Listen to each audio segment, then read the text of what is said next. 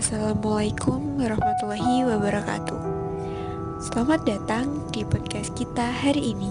Kita akan menelusuri kembali perjalanan ekonomi Islam yang sangat luar biasa dari abad pertengahan hingga saat ini. Ekonomi Islam telah memainkan peran penting dalam perkembangan ekonomi di dunia. Mari kita telusuri perjalanan panjangnya. Kita mulai dengan abad ke-7 Masehi di Jazirah Arab. Inilah saat Islam pertama kali muncul, membawa kabar gembira dengan prinsip-prinsip ekonomi yang revolusioner. Ajaran Islam tentang perdagangan yang jujur, keadilan, dan redistribusi kekayaan menjadi dasar bagi ekonomi Islam yang muncul. Pada abad berikutnya, ekonomi Islam berkembang pesat selama Kekhalifahan Abbasiyah. Dalam kota-kota seperti Baghdad, perdagangan, ilmu pengetahuan, dan kekayaan berkembang pesat. Para ilmuwan seperti Ibnu Khaldun juga membuat kontribusi berharga dalam perkembangan teori ekonomi. Kekhalifahan Islam pertama kali menciptakan bank syariah pada abad ke-9. Bank-bank ini menciptakan prinsip-prinsip syariah yang melarang riba dan mendukung aktivitas ekonomi berdasarkan etika Islam. Praktik ini menjadi dasar bagi perkembangan perbankan syariah yang kita kenal saat ini. Di abad ke-19 dan 20, banyak negara muslim yang jatuh di bawah pengaruh kolonialisme. Hal ini mengubah ekonomi secara signifikan. Namun, nilai-nilai ekonomi dalam Islam tetap relevan dan menjadi dasar untuk pergerakan keuangan syariah modern. Dan hari ini, keuangan syariah terus berkembang dan memiliki dampak bagi global. Setelah kita bicara mengenai ekonomi Islam secara global, seperti apa sih perkembangan ekonomi Islam di Indonesia itu sendiri? Konsep ekonomi syariah mulai diperkenalkan kepada masyarakat pada tahun 1991, ketika Bank Muamalat Indonesia berdiri, yang kemudian diikuti oleh lembaga-lembaga keuangan lainnya. Saat itu, sosialisasi ekonomi syariah dilakukan oleh masing-masing lembaga keuangan syariah.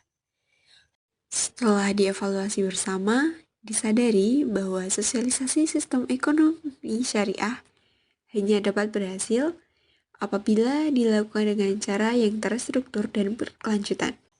Lembaga-lembaga keuangan syariah kemudian berkumpul dan mengajak seluruh pemangku kepentingan untuk membentuk suatu organisasi dengan usaha bersama akan melakukan program sosialisasi secara terstruktur, sistematis, dan berkelanjutan. Organisasi ini kemudian dinamai Perkumpulan Masyarakat Ekonomi Syariah yang diterjemahkan dengan sebutan Islamic Economic Society dalam bahasa Inggris dan Mujtama al-Istisqa al-Islami dalam bahasa Arab. Lalu, upaya pemerintah Indonesia dalam mendukung perkembangan ekonomi syariah sebagai bentuk perekonomian yang ada di dunia adalah yaitu ketika pada 2004 pemerintah mulai memperhatikan sektor keuangan sosial syariah dengan memperbaiki tata kelola keuangan syariah berbentuk wakaf melalui Undang-Undang Nomor 41 Tahun 2004 tentang wakaf. Kemudian diperkuat dengan Peraturan Presiden Nomor 42 Tahun 2006 tentang pelaksanaannya. Dan pada 2007 lahirlah Lembaga Badan Wakaf Indonesia atau BWI dalam terbitan Kepres nomor 75/8 tahun 2007. Pada tahun 2008, pemerintah berupaya memberikan kepastian hukum dan meningkatkan aktivitas pasar keuangan syariah dengan menerbitkan Undang-Undang Nomor 19 Tahun 2008 tentang Surat Berharga Syariah Negara (SBSN) atau Sukuk dan Undang-Undang Nomor 21 Tahun 2008 tentang Perbankan Syariah. Dengan diberlakukannya Undang-Undang Nomor 21 Tahun 2008 tentang Perbankan Syariah, maka pengembangan industri perbankan syariah semakin mendorong pertumbuhannya yang semakin lebih cepat lagi. Pada tahun 2014, berkat dorongan masyarakat akan kebutuhan produk halal, maka pemerintah menerbitkan Undang-Undang Nomor 33 Tahun 2014 tentang Jaminan Produk Halal atau JPH. Peraturan ini memberikan perlindungan dan jaminan negara terhadap kehalalan suatu produk dengan menyelenggarakan jaminan produk halal dalam bentuk sertifikat halal. Pada 2016, pemerintah membentuk Komite Nasional Keuangan Syariah KNKS untuk meningkatkan efektivitas, efisiensi pelaksanaan rencana pembangunan nasional bidang keuangan dan ekonomi syariah. Namun pada 2020 diubah menjadi KNEKS, Komite Keuangan Ekonomi dan Keuangan Syariah, untuk menambah skup jangkauan untuk Indonesia sebagai pusat halal dunia. Pada tahun 2019, pemerintah menyusun sebuah rencana jangka panjang guna mengatur strategi terarah terhadap pengembangan industri jasa keuangan syariah yang bernama Master Plan Ekonomi dan Keuangan Syariah Indonesia 2019-2024.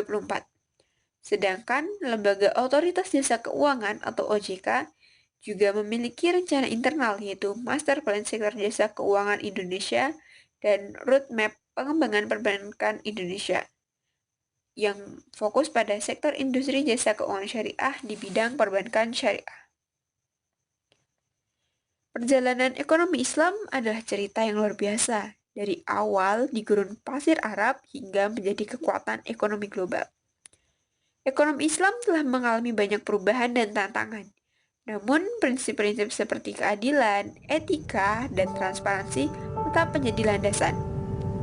Hari ini, kita melihat nilai-nilai ini berlanjut dalam bentuk keuangan syariah modern. Terima kasih sudah bergabung dalam podcast kita hari ini. Semoga kalian mendapatkan wawasan tambahan mengenai perjalanan ekonomi Islam yang menarik. Terima kasih sudah bersedia mendengarkan. Sampai jumpa di episode berikutnya. Wassalamualaikum warahmatullahi wabarakatuh.